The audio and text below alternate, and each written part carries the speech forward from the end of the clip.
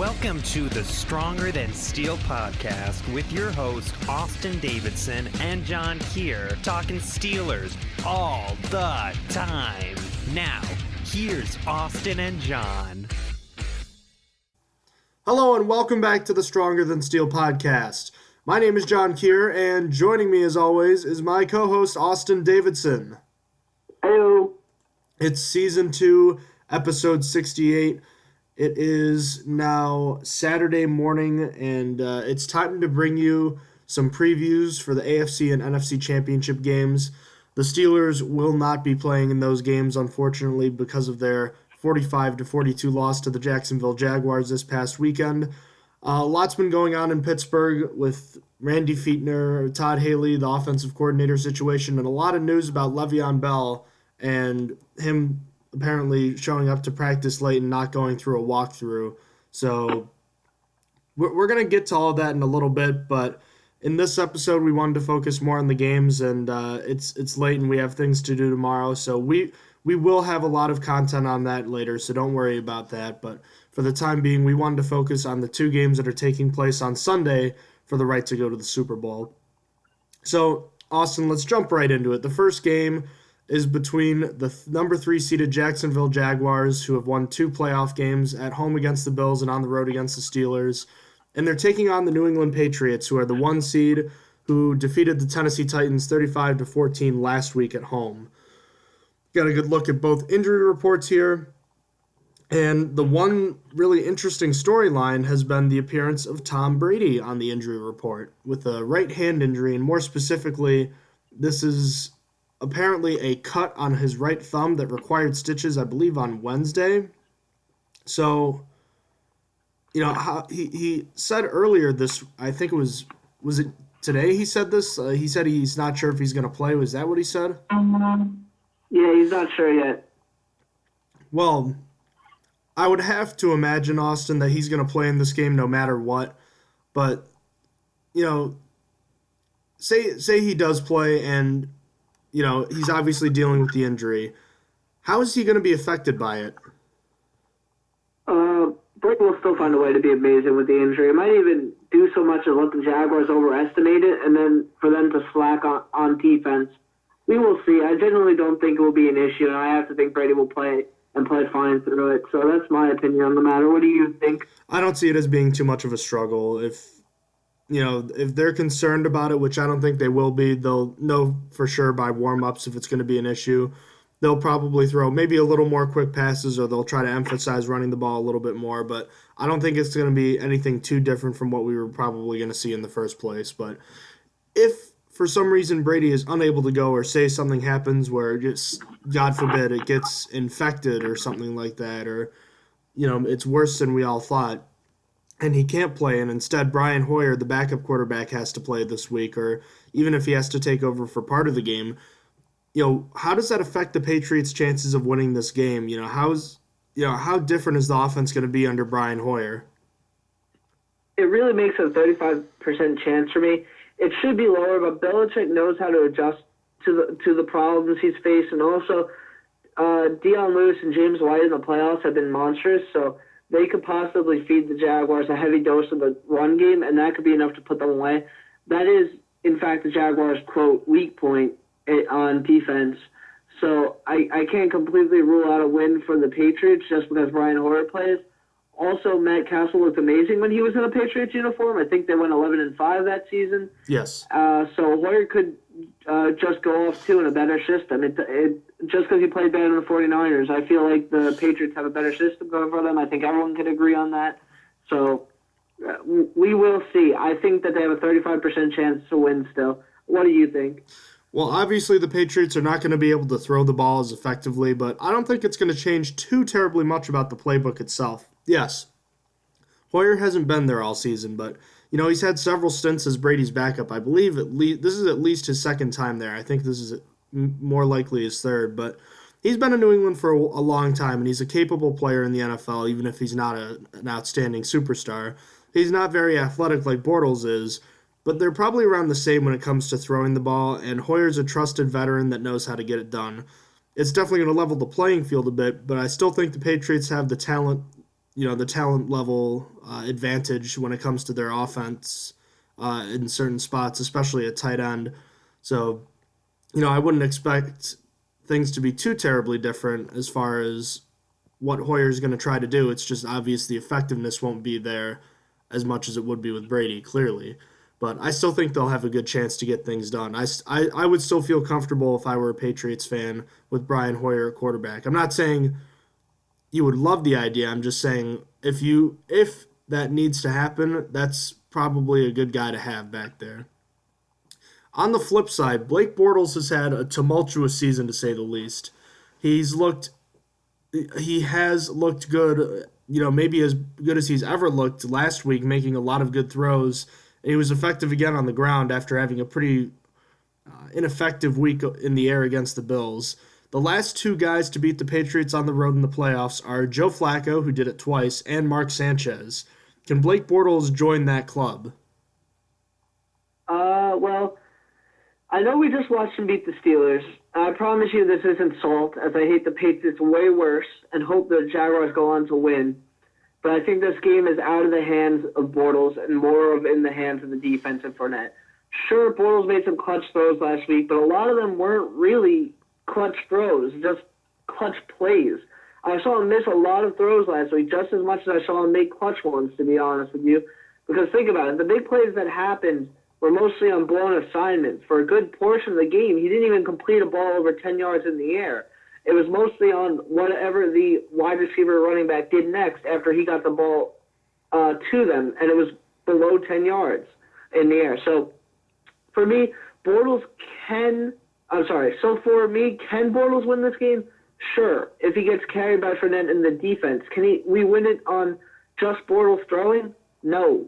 So what do you have to say on this subject? I agree with you. The simple answer is yes. If the Jaguars can win this game, that obviously means Bortles can win the game.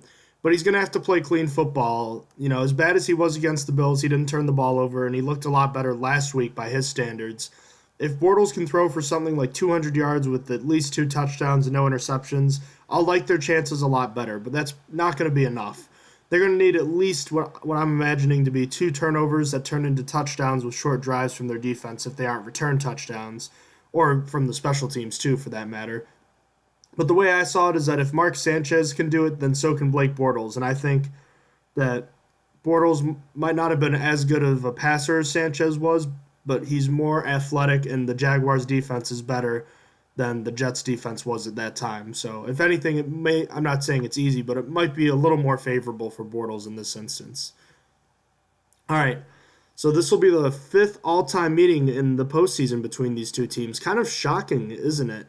I wasn't going to say or list anything about the all-time meeting between these two teams, but they've only met 11 times in their history because Jacksonville's a relatively new franchise, and the Jaguars have only beaten the Patriots once in postseason or regular season. They've never beaten the Patriots in the regular season. That's really kind of surprising. So just a quick rundown through the playoff history. The 1997 AFC Championship game, New England defeated the Jacksonville Jaguars to go to the Super Bowl 20-6. That was the Jaguars' second season. 1999 AFC wildcard game, the Jaguars got some revenge, winning 25-10. In 2006, they met again in the AFC wildcard game. New England won this one 20-3. And I thought that was 28-3. That might have been wrong. I'll have to double check. And then the 2008 AFC divisional game, the Patriots won 31-20. So it's been largely in the favor of the Patriots throughout their history. So, Austin, what is this? How is this game going to turn out? Where are the key matchups? And what's it going to take for both of these teams to win? This game is an interesting one, but we'll be over quite quickly if the Jaguars defense plays like they did last week. As much as I hate to say it, Brady's the greatest quarterback of all time. He is better than Roethlisberger, and we just saw what Roethlisberger did to them. When the defense started slowing down for the Jaguars, it nearly cost them a 21-point lead. And Brady has shown he can overcome a lead bigger than that in key games in just less than 2 quarters. So the Jaguars' defense is going to need to be playing at a top level the entire game. And to be honest with you, I'm still kind of worried. The Jaguars' defense's major weak point is the big plays they give up. They've given up so many plays of over 40 yards. It was at 7 before the Steelers game, I believe, and that would put it at 9 now. And I could just see Brady chucking one up to Brandon Cooks and getting a long touchdown twice in one game. So the Jaguars are really going to have to keep that problem under control if they really want to win, because the last thing they need is to give up big plays and make Blake Bortles fight his way back into this game. Speaking of Bortles, since the Patriots' defense is kind of weak, he really just needs to sit back and let Fournette do his thing. Of course, he's going to need to throw at some point. It's not going to go an entire game just letting Fournette run, but I don't think he's going to be asked too much, as I have high hopes for Fournette in this game. Bortles just needs to make the easy throws he's asked to make, and I think the offense will do fine in this game. There's no doubt in my mind that the Patriots' defense will not have the same game they had last week where they got 8 sacks. The Jaguars' offensive line is way too good for that, so I expect a big serving of pancakes and big holes for Fournette to go through, as well as not much pressure on Bortles when he throws. As for the Patriots to win this game, it's pretty simple. I think they have it. They just need to do what they normally do. They need to have Brady be Brady. It's hard to say. It's easier for me to point out what the Jaguars need to do because I think they're the underdogs in this. For the Patriots, they just need to continue as usual. They need to attack the Jaguars where they can, and I think that matchup is going to be with Rob Gronkowski because I think Jalen Ramsey is going to try and cover him. At least Jalen Ramsey wants to cover him. I don't know if that's the game plan exactly, but we will see in this game. But that really wraps it up for me. I'm concerned for the Jags coming into this game after seeing them let the Steelers put 42 up on them. So what do you think of this game? What are the key matchups? How is it going to play out? What's happening? Well, I learned a lot of interesting things talking with my buddy Josh, who will be having my interview with him posted shortly.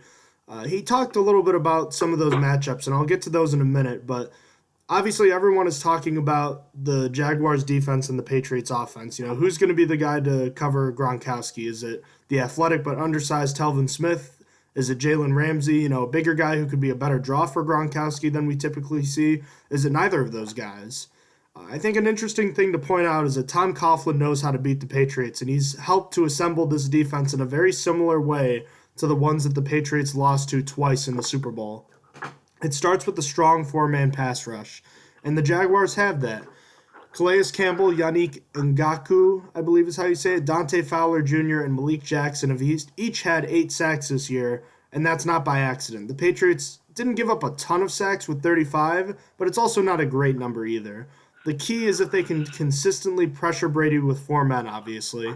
If they can do that just enough, they'll have a chance. The other key is how the secondary slows down the receivers and Gronkowski, and a lot will be made of who lines up over him. You know, as you mentioned, it could be Ramsey or, as I thought, maybe Telvin Smith. But when I was talking to Josh, he was telling me that he actually thinks the bigger matchup is with the running backs, and he thinks it's going to be Telvin Smith who's going to be matching up with those running backs. As far as Gronkowski, he thinks it's possible that Ramsey's going to be lined up over him on some plays, but he thinks the Jaguars aren't going to stray too far from what they've done most of this season, which is man coverage on the outside and, you know, mixing in some zones with the linebackers. He thinks it's going to be pretty straightforward for this group. So I'll be interested to see how that works out because typically Gronkowski is a matchup problem for everybody. So we'll see how often they like to experiment with someone like Ramsey or Smith on him. As I mentioned, the key that Josh pointed out to me was how the Jaguars are going to defend the running back, you know, combo or, you know, whether it's the duo of Lewis and White or if Burkhead plays, adding him to that mix as well. I think Telvin Smith might be the fastest linebacker in football right now, and he's been great in coverage this year. That's the guy you'd be running up against these running backs this week. He may have the edge in this one, so it'll be interesting to see how that plays out. On the other side of the ball, everything is keyed on how Blake Bortles plays, but I believe the Jaguars' best chance to score consistently enough will be about the offensive line. You know, last week we saw them absolutely dominate the Steelers' defensive front, and, you know, we all thought that was a good defensive front this season. With a weaker defensive front, the Jaguars might be able to control the line of scrimmage like they did last week, and that gives them a fighting chance. But the fact of the matter is, if the Patriots can get ahead by 10 or more points early on in this game, it's going to be so hard for the Blake Bortles to lead the Jaguars back into this game. the Jags are going to have to score once or maybe twice before the Patriots do, if that, to be enough. But, if they can do that, they might be able to turn up the pressure. They might be able to get a key turnover. We'll see how that turns out. But as far as this game goes, Austin, I'll jump right into my bold predictions. I think Telvin Smith has another touchdown this week. I think he has a pick six. I think Blake Bortles throws the ball 40 times and has over 300 yards. Danny Amendola has a huge day for the Patriots with 12 catches for 150 yards and 2 TDs, building on last week's great performance. And I think Malcolm Butler forces a Blake Bortles turnover, his first of the playoffs, with his own pick six to bust the game open.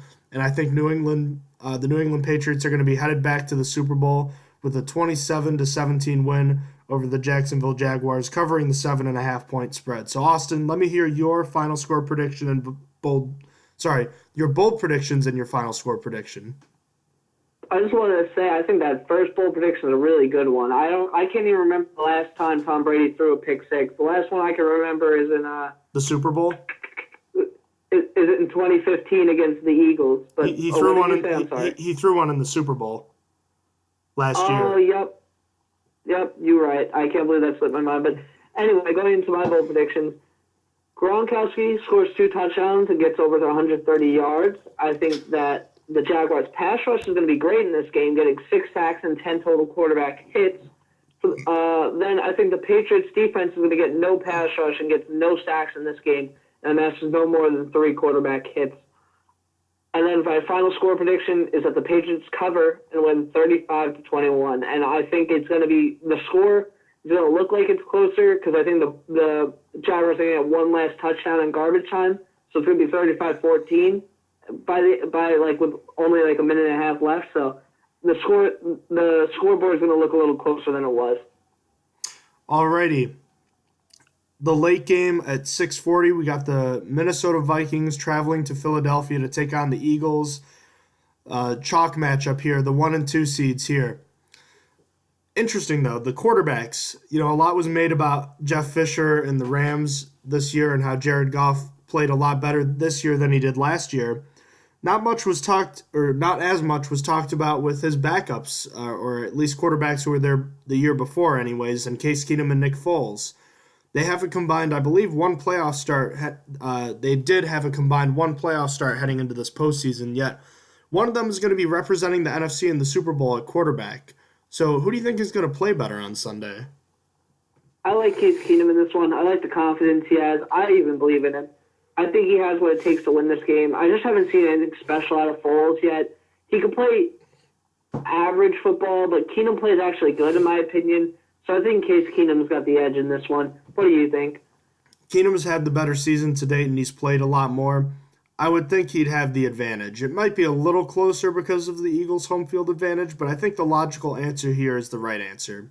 Keenum played really well last week, and the simple fact of the matter is I trust him more than I trust Nick Foles. The Eagles looked a lot better for the last 2.5 quarters of last week's game. Much of that was the way Nick Foles was playing, and he looked really bad early. I mean, his first pass was a duck, but he kind of turned it around and he played more competent football going forward. What is it going to take from Nick Foles for the Eagles to win this game? Is he going to have to, will it be okay to have another performance like last week? Is he going to have to play like the second half of last week's game, the whole game? Is he going to have to be better than that? Foles is going to need to throw for 250 yards and one more touchdown than however many interceptions he throws to win this game. Really, he is playing well enough to win, but the Eagles' running backs really need to step up, in my opinion. Because while Foles didn't throw an interception last week, he didn't make a mistake either, but his running backs were bad. Ajayi averaged just 3.6 yards a carry and fumbled on his first carry of the game, and Blunt averaged 2.6 yards a carry, and that's just bad. Now they are up against a better defensive unit than the Falcons, and if they can't step up, it doesn't matter what Foles does if they can't establish some sort of run game. But the base minimum, I think, is going to be the 250 yards and one more touchdown than however many interceptions he throws. But just it feels like it's more on the running backs than the quarterback here. What do you think? I was interesting. It was interesting for me to think about that because let me check this real quick. Oh, yeah. Ajayi, and I was pretty sure, didn't, LeGarrette Blount fumbled too, or he fumbled on the exchange with Foles. So he I don't think he got tagged with the fumble, but they both lost the football, and I think their other running back, Kenyon Barner, almost muffed a punt too. So, or no, I forgot what it was, but I think there was a muff. But I blamed Barner because he didn't come up and signal for the fair catch to catch it. That's what it was. So regardless, it was a bad week for the Eagles running backs last week. But as far as Foles goes, if we see the guy we saw from the second half of last week's game, it's certainly going to help their chances. But I think even if he plays like that, the Eagles are going to need a late game-winning drive out of Foles in order to win. I don't know if he's capable of that, but if you're looking at probably 250 through the air, a touchdown or two, no turnovers, and that's, at the minimum, that was good enough for the win last week. I think that's probably not going to be enough this week, but that's kind of your goal. Get to that point and then kind of go from there and see how much more you need. But I'm going to say that just about pretty similar to what you had, Austin, is what they're going to need to win. The Minnesota Vikings know that a win this weekend is going to mean that they get to play the Super Bowl at home in a couple of weeks. But they have to play this game in Philadelphia outdoors. Is that element going to be enough of an advantage for the Eagles to keep the Vikings from returning home? Or is that not going to matter? Do you think the Vikings are going to be able to win this one anyways? I don't think so. The Vikings have played outside of the dome this season and are obviously used to cold weather. So personally, I don't believe this will have much effect on them, especially with Hauschka as their kicker. So no, I don't believe that this will keep the Vikings from the Super Bowl. If Blair Walsh was still their kicker, maybe. But actually, yeah, but because Blair Walsh is bad. But with Hauschka, I have no worries. What do you think? It could be somewhat of a factor because the Vikings do play in a dome, but it's not like they are foreign to cold, Austin. I mean, it's like when they go home from the practice facility or from the, stadium, they have to go through the cold, obviously. So I'd say the bigger advantage actually lies with the crowd noise that the Philadelphia fan base can make. Unlike last week where the fans were still pretty confident they could win and there weren't a lot of expectations because they were the underdog, I think this week they know that the Vikings are probably a better rounded team at the moment without Carson Wentz, obviously. If the Vikings can manage to get up 17-0 like they did last week, I don't think the fans are going to be really hopeful, and that place is going to get quiet. And if that happens, it's just inviting a tough day for their defense. So I think the crowd noise is going to play a bigger factor, but the way the Vikings start, or if they can get up early, is going to have a big impact on whether or not the Eagles' home crowd will be impactful in this one. All right, Austin, so as far as the rest of this game goes, what do you see happening in this one? For me, for the Eagles to win here, the running backs need to step up. I can say right now, I don't have much confidence in them. And with that, I don't have much confidence in the Eagles getting a win or even close to it because the Vikings defense is no joke. They are really going to need to run over some people and break some tackles to give Foles a running game, so it's not just Foles throwing. Don't get me wrong. I think Foles is doing an okay job, but I don't think he can do enough to win against the Vikings. And that's just because the Vikings' defense is so good. And the offense for the Vikings is not bad either. Really, it is hard for me to pick the Eagles in this game, as I prefer the Vikings in almost all positions. Just to go over it, as I like to do. On offense, I'll take Keenum over Foles. I'll take the Vikings receivers over the Eagles receivers. I'll take the Vikings offensive line, and then I'll take Ertz over Rudolph. And it was a hard choice, but the Eagles running backs over the Vikings. Then on defense, there's literally not a position I would take of the Eagles over the Vikings. The Vikings defense is the second best in the league, in my opinion, and that is only behind the Jaguars. And that's because every position they have on defense is literally great. So really, how can I pick the Eagles to win when I think they only have a better tight end and a running back group as a whole? I just can't. I won't even hide it either. I'm rooting for the Vikings in this one. I love Keenum's story. I love the idea of the Vikings playing at home in the Super Bowl. And I also love the Vikings' chances against the Patriots if the Patriots win.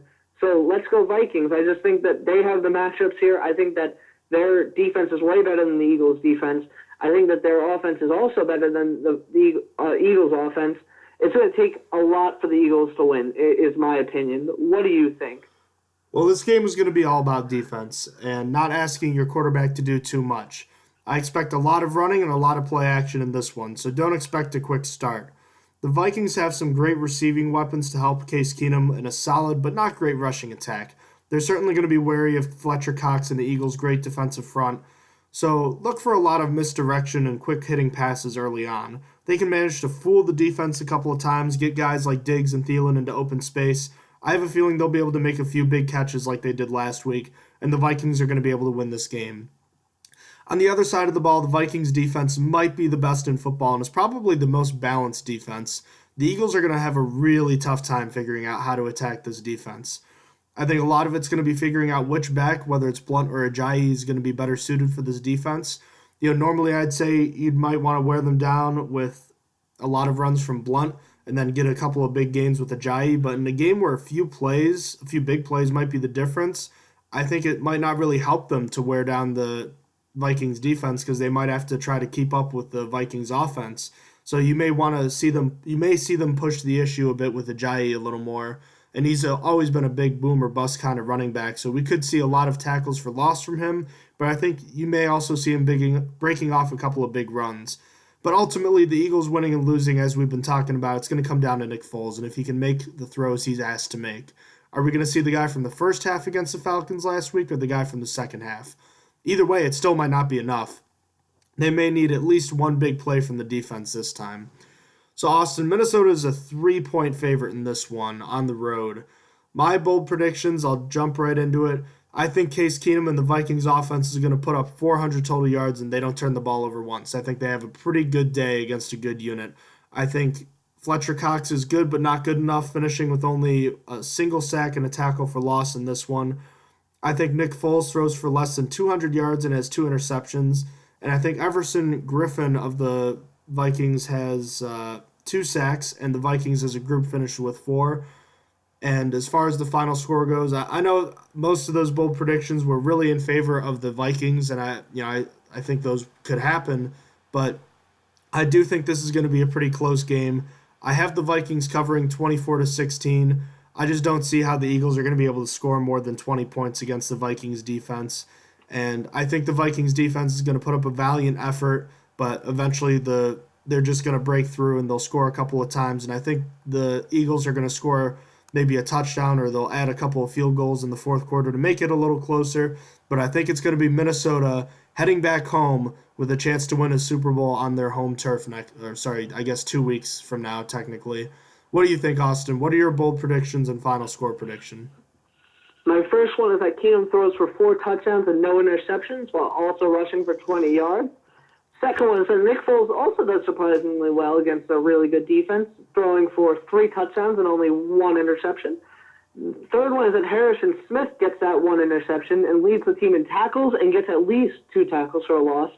My fourth bold prediction is that Malcolm Jenkins forces a fumble and then recovers it and takes it in for a touchdown.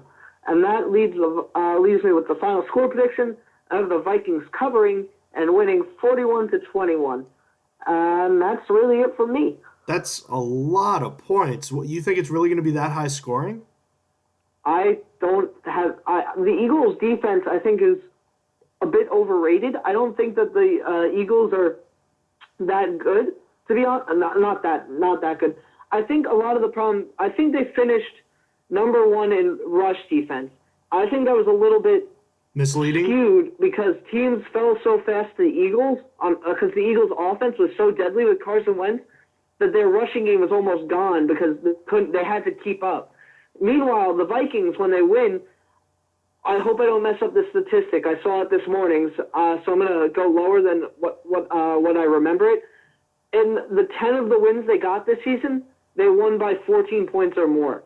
So I went with that because I think that the Eagles could put up enough points. I think the Eagles could put up 21.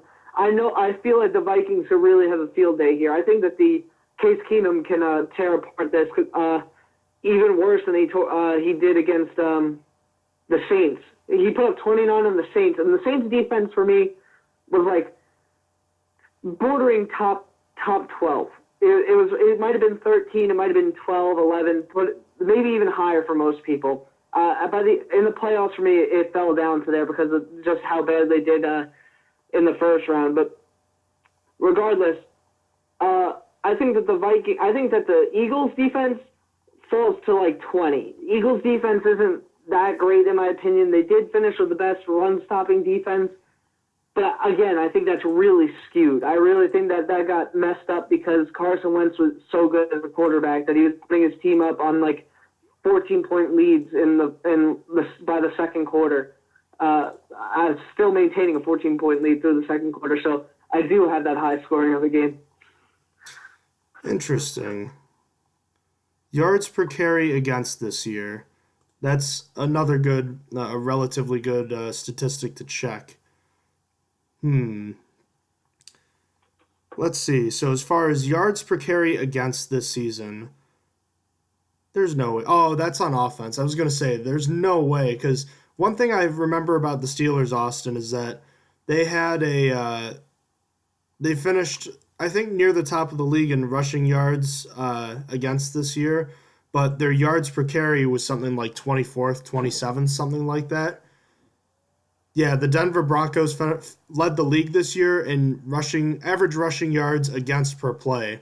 Would you take a wild guess who's second? You'll never get this. Of course, rushing yards per play. If I'm never going to get it, Bears. The Cleveland Browns.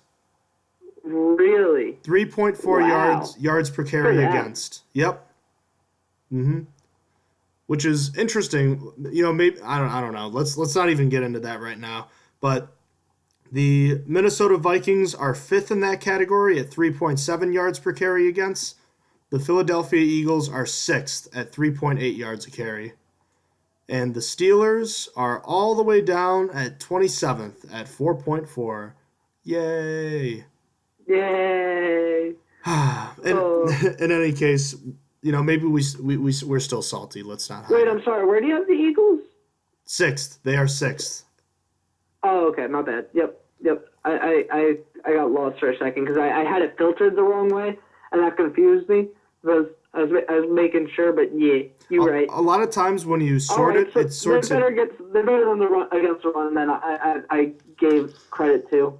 Now, you do have a point. I'm still not going to change my score. I stand by what I said, and because my mantra is that I think Case Keenum's going to pass all over them. So rushing doesn't totally matter, but it did play a role. Now I want to go back and double check that their average yards isn't like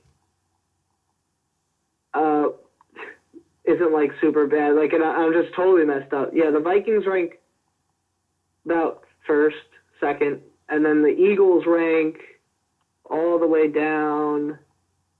Hold on, I can't even find them. Where do they rank?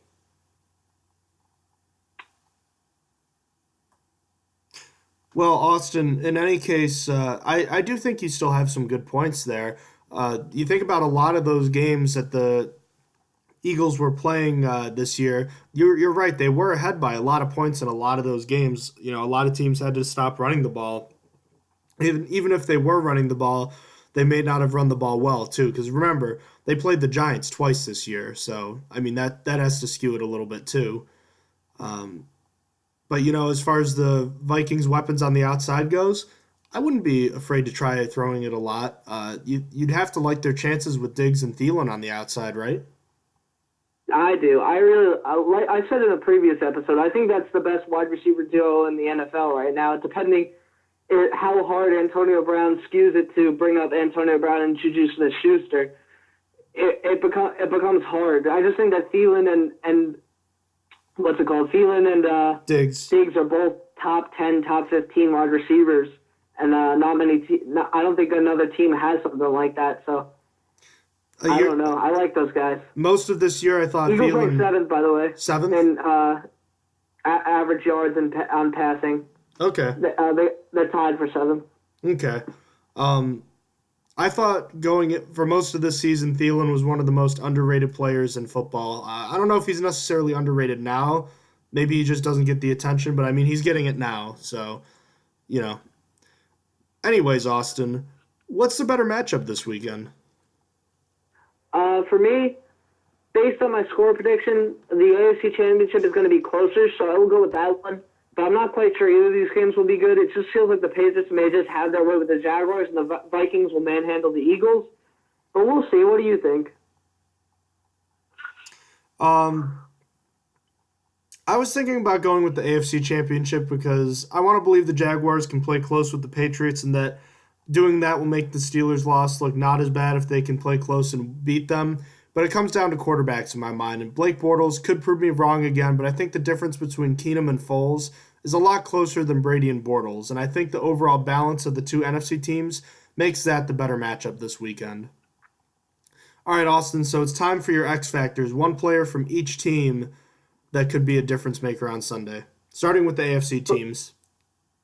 For Jaguars, it's going to be running back Leonard Fournette. It's going to be all on his feet, really, for the offense. He's going to have to carry this offense quite literally to victory if the Jaguars want to stand a chance. If he's averaging less than 4 yards a carry, it's probably a failure. It's probably that the Jaguars are probably getting blown out really bad, might not even have any points. For the Patriots, it's going to be wide receiver Chris Hogan. I feel like there's been a lot of focus on Rob Gronkowski and maybe even the running backs more. I feel like Chris Hogan, who's really just got back from injury last week, I feel like he could be a difference maker. We saw what he did in the AFC Championship last year. I want to see if maybe he could have a repeat performance against the Jags because people are not really paying attention to him. All the focus is on Rob Gronkowski and the running backs. So who are your X factors for the Jaguars and Patriots? For the Jaguars, I have linebacker Telvin Smith. I think covering the running backs is going to be a huge part of how effective the Patriots' offense is. And all three of them, I guess all four of them, technically, you talk about White being an effective pass catcher, Dion Lewis running the ball hard, Rex Burkhead being a jack-of-all-trades kind of guy. Mike Gillislee had 3 touchdowns on the opening game of the season. So, I mean, he can play too. And however you want to dice it up, Telvin Smith is probably going to be the guy assigned to them in all facets of the game. So he's going to be the guy watching them all game long. How he plays is going to be critical to how the Jaguars are going to be as a team on defense. So that's why on the other side I have James White as the X factor for the Patriots. You know, Dion Lewis is the leading man there, but White is the third down back and the guy that I think he's going to be the more critical of those guys because the Jaguars are probably going to be trying to key in on stopping the run because they know the Patriots are probably going to try to run the ball. So I think it's going to be, can James White, the experienced pass-catching receiver, get the better of Telvin Smith? If he does, I think that's going to be huge for the Patriots. In the NFC Championship game, I have the tight end Kyle Rudolph, maybe kind of forgotten almost in the way Diggs and his performance last week and Adam Thielen's season this year. Maybe Kyle Rudolph is flying a bit under the radar, a solid contributor for years for the Minnesota Vikings. I think his performance could be the difference when you have a couple of guys on the outside that are going to try to lock down, Thielen and Diggs. Maybe that'll open it up a bit for Kyle Rudolph. And just in case it doesn't, I have Eagles cornerback Ronald Darby as my X factor for the Eagles. I imagine he'll be matched up on both Thielen and Diggs for a lot of this game, and how he plays is going to determine whether or not Keenum's going to be able to throw the ball that way. And I think he played pretty well against Julio Jones last week. He wasn't fantastic, but he did enough to get the win. So I think the way he plays is going to be crucial to the outcome of this game. So, Austin, it's time to talk about the Super Bowl. And yes, it hurts because the Steelers are not going to be in it this year. But as far as the 4 potential matchups we could see, rank them in terms of what you would like to see and why. Excuse me, good sir. I would like to do my X Factors, please. I'm messing with you, but first, I will go into my X Factors because I didn't do them for the Vikings-Eagles. So for Vikings, it's linebacker Anthony Barr. I think that similar to what you had for the Jaguars-Patriots, I think the Vikings-Eagles is going to be all about the run game, who can establish one, if either. So for me to stop the run game for the Vikings, it's going to be Anthony Barr. I feel like he is the fastest linebacker they have. I feel like he's going to be the one to get to the outside. He's going to be the one up the middle. But he's also going to be playing in coverage, too. So as a whole, he's my X factor. For the Eagles, it's running back Jay Ajayi. I think that he is honestly the feature back for the Eagles. he needs to do something in this game. He really needs to step it up because both the Eagles running backs have been average. They've just been okay. I feel like LeGarrette Blount has actually probably been bad. According to my Eagles fan friend, he actually hates LeGarrette Blount, and he's done awful. So I feel like on the surface, he's done okay. But Jay Ajayi is going to need to stay up, make some plays. On his first breakout season with the Dolphins, he was all about breaking those tackles. I want to see some old Jay Ajayi, some of that rubbing off tackles and stuff like that, because the Vikings are not an easy defensive team to go with. They're not easy at all. So really, he's going to need to put that extra oomph into his runs to break off people and get those bigger gains. So for me, Eagles running back Jay Ajayi is my X factor. But going to the question at hand about ranking the potential Super Bowl matchups, my number one is the Patriots-Vikings for good game potential. Everything about me, for now that the Steelers are out, is about being what game I want to see the most, about what's going to be the best game in my opinion. And for me, that's the Patriots-Vikings. I don't like the Patriots. I want to see them lose, but I want to see the Patriots-Vikings because that's the best matchup. I think that's going to give me the best, the most fun entertainment of any other Super Bowl. Followed by that, it's going to be Jaguars-Vikings because I just think it's the next best game. I don't want to see the Eagles in the Super Bowl. I won't lie to you. I don't think that they're going to be interesting to watch in there. I feel like if it's Patriots-Eagles, they're going to be blown out. So that brings in the next one, Jaguars-Eagles, because it's better than the Patriots being in it. It's better than watching the Patriots blow out the Eagles. At least with the Jaguars, I feel like the Eagles have a chance at winning still. So it would still be a good game, I think. But I still would rather the Vikings be in it because I'm kind of rooting for them, and I feel like that they're a fun team to watch. They're more fun than the Eagles. So, and that brings us to 4. Patriots-Eagles is just trash. I don't want to see that. The Patriots are going to blow them out. It would finish like 52-14. That's an exaggeration, but you get the point. I don't want to see Patriots-Eagles. I think that's awful. What do you think? What do you think of the potential Super Bowl matchup? It wouldn't even be compelling as a Super Bowl rematch either because it's been so long since those two teams played. Yep. Yeah. Oh, I honestly wasn't even thinking about that. I wouldn't want to see it. Even if it is, like I just said, it doesn't really add anything to it. So for me, I have it a little differently than you just because as a Steelers fan, I'm really sick of seeing the Patriots in the Super Bowl, and I really do not want to see them again. I'll watch the Super Bowl, but it's so boring to me to see them every year. So for that reason, I have the Jaguars and Vikings at number 1, just because I think the Vikings are the team that would have the most storylines and the most interesting storylines and probably are the better team from the NFC at this point against the Jaguars, and it'd just be a matchup of great defenses and which quarterback can play the best. Jaguars versus Eagles would be a little bit less interesting simply because the quarterback play would already be at a low level and it gets even worse. And then I have the Patriots versus Vikings as my third because I think that would be, as you said, Austin, the best matchup between these 4 remaining teams. And then last but not least, I have Patriots versus Eagles because that's not compelling in any way whatsoever. So that's how I rank them personally.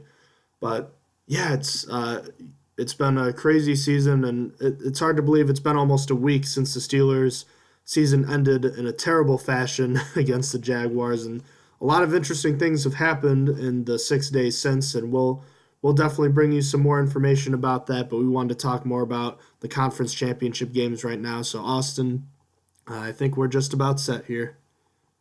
Yeah, I think we're done. Alrighty. Ladies and gentlemen, thank you for listening to us today. For more information about the show, or if you have any questions that you want to ask us, email us at strongerthansteelpodcast@gmail.com. Check out our website, strongerthansteelnfl.blogspot.com.